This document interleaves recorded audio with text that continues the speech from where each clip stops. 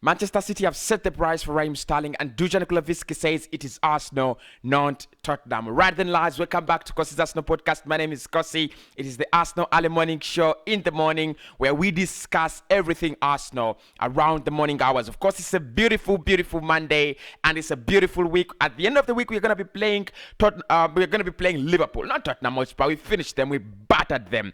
Absolutely battered them. We'll be playing Liverpool. At the end of the week. It's a Saturday, so expect a couple of previews along the way throughout this week. Injury updates, team news, predicted lineups, and a couple of other things like we always do on Kossi's Arsenal podcast. But of course, in this video, I'm going to talk about Dujan Kulavitsky. I said, no, I can't join Tottenham. I'm an Arsenal fan. I am an Arsenal fan. He wants to join Arsenal, not Spurs. However much that Conte wants him, however much Conte has a relationship with Italian club Juve, now the player wants to join Arsenal. We're going to see how much how much of that is true and how much is the bid that Arsenal are preparing for Dujan Kulavitsky. Obviously, Raheem Sterling is the news around England at the moment. Reports have come, reports broke out last night that Manchester City is willing to sell for the right price. The right price is £50 million. The question for you guys is that would you pay 50 million for Raheem Sterling to come to Arsenal? 50 million for a 26-year-old Raheem Sterling. Do you take him? Do you not pay the money? Obviously, we're going to be discussing and diving into that right at the moment. Marco Asensio, there is a big update as well. Madrid are more than willing to sell, and Arsenal could get the midfielder starting with a loan deal and probably purchasing him in the summer. That would be the kind of deal that I'm looking Arsenal to do. Definitely, we talked about Donny van der Beek yesterday, and I said that yes, Donny wants to leave, but it might be complicated. But with Marco Asensio, it looks like it is set. It looks like it is as easy as that. Get the player on loan and then decide if you want to sign him in the summer. We've done that such business before with Madrid, and probably we'll try to get deeper in that story. And Santiago Gonzalez Cazorla, one of my best midfielders, during his time at Malaga and at Arsenal, could come back as a manager now, as a coach, to Arsenal. He could actually join up with Mikel Arteta. Obviously, it was rumored that he could work with Gavi at Barcelona. Maybe that is never going to happen. He might come to Arsenal. He might come to Arsenal back in the coaching staff. And boy, oh boy, I want him around because he's one of my best players, and maybe he can actually work on the midfield in terms of creativity. So all that is lined up in this show. Smash a like on the video, do subscribe to the channel as well, and we are sponsored by the beautiful people from H&A Scammers. Make sure you do check them out. They'll give you the best gaming experience. If you want anything related to playing games, FIFA, is it called Nintendo? And look, I'm not so good at games, but if you are a gamer, at least I love car racing, at least I love FIFA 21 and FIFA 22. So make sure if you want to play the latest games, if you want to to do car racing like me, check them out. And I'm gonna be spending my Sundays there, so make sure you do check them out, and you'll find me there, and we will be able to compete with each other. But at the moment, we are not competing. I'm giving you Arsenal updates, and let's get to it. Because guys, the first thing we should be looking at is Dujan Kulavitsky, and reports, of course, are still piling around Dujan Kulavitsky. Actually, I do not understand. One thing I do not understand about Kulavitsky is: are we looking to bring him in as a midfielder? Are we looking to bring him in as a winger? Because many reports continue to say he's a very, very good winger. He's a very, very good wide player.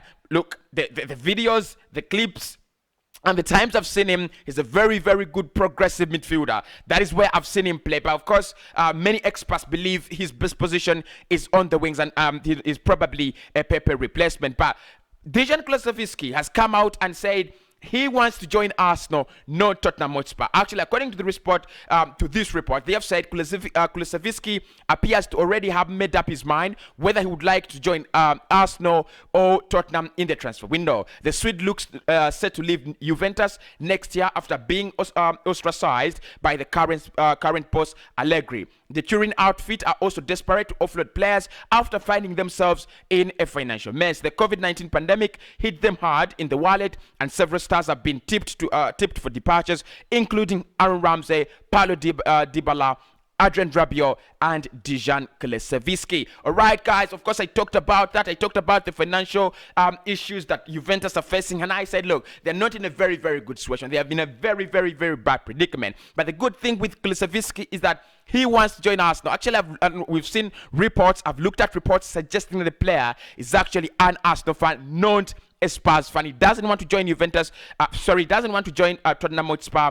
He doesn't want to go there. He wants to join Arsenal Football Club. So maybe that is a huge boost. That is a very, very big boost. And Arsenal now do need to talk to Juve, who are in a very, very, very positive mode to sell any player that you want at the moment. They are in a giveaway mode. It's like Jumia Black Friday. It's like Black Friday at Juve. You want a player, you're gonna get a discount for them because they're looking to balance the books. They're looking to correct their financial madness and mess and predicaments, because at the moment they find themselves stuck between a hard place and a rock. So they want to get in better waters. They want to get in clearer waters. They need to let go of some of these players that are occupying the bench, not playing football, but taking out a lot of money in terms of wages. So Kulusevski could be one player that Arsenal look at, and another player that is also looking to join Arsenal. We wait to see what happens. Is it a January transfer move? Like it's been widely reported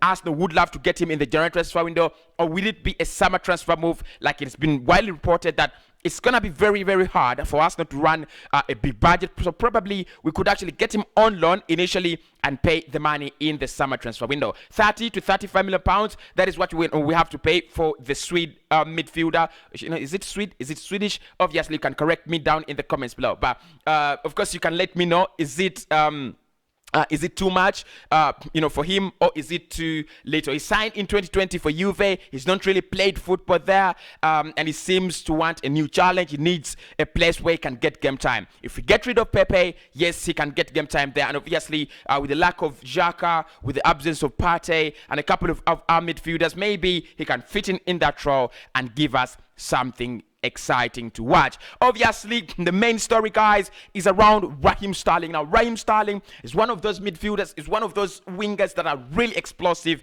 in the Premier League. And of course, he's been really consistent for Manchester City. 4 consecutive seasons, he has already done well. He's already really done well with Manchester City. Recorded double figures in each of the last 4 seasons for Manchester City. Let's be fair. Yes, many people are gonna say, he has fallen. And things like that. I don't believe that. I still believe Sterling has a long way to go. Really long way to go. Now, Manchester City, there's been a lot of questions about players wanting to leave and players not getting game time. And Pep Guardiola did come out, a couple of weeks or months ago and said, look, a couple of players do want to leave Manchester City, including Bernardo and others. He didn't really mention many names as far as I remember, but the likes of Eric Garcia have already left for Barcelona, and a couple of other players would actually leave, the club to find game time. Raheem Sterling is one of them, and Manchester City are strongly okay with that. They are saying, good, if you wanna go, fine. Get someone who can pay for you 50 million pounds. So Manchester City are saying 50 million pounds is the right price for Raheem Sterling. What do you think about that, guys? Let me know in the comment box below. Before we continue the video, make sure you pause a bit, smash a like on the video, subscribe. Let's continue. So Raheem Sterling is one of those players that I believe are so good. Their ceiling has not yet been hit. Obviously, I don't believe it's gonna be more better, or too good than he already is. I don't believe that. I just feel like, yes, he's in that age, he's in that area where I think he's hitting his maximum. He's hitting the bar. But still, 50 million pounds, would I do that? It's a little bit of a risk for a 26-year-old, but I believe I still believe it is in his Raheem Sterling is in his prime age. That is where footballers do play football. 25, 26, 27, 28, 29. That is the age where footballers play. Of course, we brought in Thomas Partey for 45 million pounds, release clause triggered. Obviously, he's now suffering with injuries. I know Arsenal are a little bit skeptical about signing in players above the age of 24. We have not done that in the past transfer market. Actually, we've not brought in anyone above the age of 24. It's been Ben White, 23, Tomiyasu, 21, Nuno Tavares, 20, Odegaard, 23, and Albert Sambilekonga, 21. So you can see we are actually doing away with the idea of signing in players who are above the age of 24, and it is a very, very good thing because it rhymes and in lines, with the project that we are actually trying to run at the club. But my big question and my big concern around Raheem Sterling is, can Arsenal pay that money, and can the player actually agree terms to join the club? Now, according to City Fan Extra, one of those really, really big blogs when it comes to writing, Manchester City news, they have said that there have been talks around a possible new contract for the England international, with Sterling's current deal due to expire in 2023. However, according to a new report from the Metro, negotiations around a new deal have been shelved. It's been reported that both parties are unwilling to discuss an improved contract for the forward, with City even open to selling the player in the January transfer window. Sterling was one of the several fast stars linked with a possible move away from the club in the summer, with the likes of Barcelona and Arsenal both linked with the player and former Liverpool star. Yes, guys, they have put it right. They have put it very, very right. We were linked with him. We wanted him. Mikel Arteta, it seems like these reports are actually not coming out of the blue. It looks like Mikel Arteta wants the player. Mikel Arteta loves the player. And of course, Raheem Sterling has also come out and made comments on Mikel Arteta, and he has said he's one of those great coaches that I've worked with, and he gets he gets what he wants out of his players. So maybe that connection, maybe Sterling could fall nostalgic, maybe Mikel Arteta could fall nostalgic and decide to go for Raheem Sterling. So it is really, really tricky. Can we break the transfer policy that we have put in place to get a 26-year-old is already above what we are looking at in terms of young players developing together and getting game time and pulling in the same direction? It is far off the track. It is absolutely far off the track. But question: would you take Raheem Sterling for 50 million? I repeat, would you take Raheem Sterling for 50 million? I would. I believe that what Arsenal do not have, Raheem Sterling can provide. The winning mentality is a couple of things at Manchester City. But even if it's not that, I think he's a very, very talented young Englishman that can add goals to the midfield, that can add goals from the wings, and also create more chances for the likes of Aubameyang, Lacazette, Balogun, and Nketiah to score more goals, because at the moment they really, really, really do suck at it. Anyway, Raheem Sterling, Dusan Klasiviski, some positive news. Talking about positive news, Liverpool are still struggling, and it is being reported that in the next 48 hours, Liverpool will try to run a scan on two players, Jordan Henderson. Actually, it's called Jordan Henderson, not Jaden, because it's actually Jordan. Jordan Henderson, the captain, and obviously the man Sadio Mane, to see whether they will be available, whether they will be fit, and test the extent to which they got injured, in the previous, international break. Now, look, guys, I'll never ask for an injury for a player, but at least I wish one of them is out, or actually both of them for the Arsenal game. It is really, really, really scary when Liverpool are at their best. They have lost 4 points out of their possible 6. Have they lost 4? I think they have lost around 5 points out of the possible 6. They drew against Brighton 2-2. I think Brighton was so unlucky not to win that game, and obviously Liverpool didn't get the luck back. They lost to West Ham 3-2 in their recent game. They want to bounce back. They want to get back to winning ways. If they have the full squad, if they have the whole team available, it's gonna be very, very, very, very hard for us. And so Mane and Jordan Henderson, a little bit of a doubt for the Arsenal game. I don't know. Look, I don't know what I should believe. I don't know what I should be praying for. Should they be out? Should they be in? Look, if we beat Liverpool at full strength, it would be a very, very big, massive. It would be a massive, tick and green light for Arsenal. But of course, if we can grab a point against them, even at half of their length, strength, I just feel like yes, we will have done it. So Mane and Jordan Henderson are actually out injured, and Liverpool are still sweating and struggling to find whether they will play for them over the weekend. Like I said, it is now 5 days away from Saturday, and we are playing Liverpool in the late kickoff of that day. Will we win it? Will we continue with our unbeaten run? Because, guys, talking about Arsenal doing well, Santi Cazorla is being linked with a move back to Arsenal, but this time not as a player. Yes, he's been one of the exciting talents that we have had. Boy, oh boy, very, very interesting player that you can ever have in your midfield. One player that is really progressive. One player that is really, really can give you the rhythm. The dancing tunes that he sets in the midfield are so high that many midfielders cannot actually dance to those tunes. But anyway, talking about Santi Cazorla and talking about the availability of him as a coach, he's been linked with Barcelona ever since Xavi took over the job at Barcelona. It was rumored that he could actually join up with fellow countryman Xavi to make Barcelona better, but it looks like that is not happening. Now, what is happening and what is actually flying around is that Santi Cazorla could actually come back to Arsenal and work with Mikel Arteta to take our club forward. Look, yeah, I thought about it. Two ex-midfielders, two players that work together, play together in the same midfield, now handling the club. Look, it's interesting how our midfield is a shambles. Yet Mikel Arteta was one of those really attacking midfielders at Everton. Of course, at Arsenal when he came back, in the later parts of his career, it looks like he picked up something different, more of a very calm, central midfielder who just, passes the ball on. He only scored a few goals for Arsenal, but at Everton, if you ran into him, of course, you know what I'm talking about. So Santi Cazorla, should he come back? I feel like if he came back, the midfielders, the young midfielders, the likes of Martin Odegaard, the likes of Emile Smith-Rowe could have something to learn from him. Because for me, Odegaard doesn't take risks. Odegaard doesn't take chances. It's something with Emile Smith-Rowe. Yes, he scores some goals, but he needs to take more risks. He needs to take more courage. He needs to be braver than he is already at the moment. So picking that from a player like Santi Cazorla, who was so brave at taking free kicks, who was so brave at taking shots out of the outside the box and penalty area, who was so brave at taking penalties, who was so brave at creating chances. He was always brave. He never flinched. So look, guys, I might be a little bit wrong here, but because coaching is very, very different from being a player. But again, you have that kind of inspiration you add to a player if you are that good. Because Santi Cazorla was really that good. One of the few players that could actually take a corner with both of his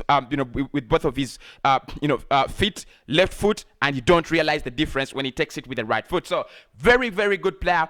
I'm still asking myself, is it the time for Arsenal to bring back the big man, Santi Cazorla? Obviously, we had these debates around Thierry Henry, around Patrick Vieira. I feel like if Mikel Arteta fails, yes, Patrick Vieira can come in because Vieira has now experience with Crystal Palace. If he can only do well there, yeah, I would absolutely bring him in because he was a former captain and he knows what it means to play for Arsenal, and he knows what it means to manage Arsenal, and he knows what it means to be a gooner. So look, Santi Cazorla, bring him in, let him work with Arsenal and Mikel Arteta to fix that midfield. Let's create more chances, guys. I want to see Arsenal creating 13 to 14 chances, goal scoring opportunities in the match.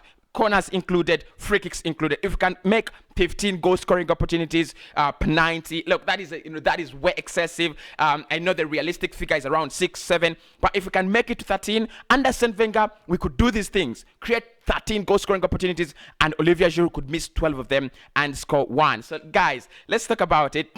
Cazorla back at Arsenal. Let's discuss this at length in the 5 p.m. show. But definitely, I'll take Santi Cazorla back at Arsenal. So early in the morning, that is the update around Arsenal. Santi Cazorla, could he come back as a coach or probably future manager for Arsenal Football Club? I will take him. There's a bid incoming for Dusan Kulusevski, but before that, he says he doesn't really want to go to Tottenham Hotspur. He wants to join Arsenal, and that is it. Of course, we have seen a couple of players like Albasam Lekonga saying it's not a mistake that I joined Arsenal. I wanted the club, and I am in the right place. So Dusan Kulusevski, Juve.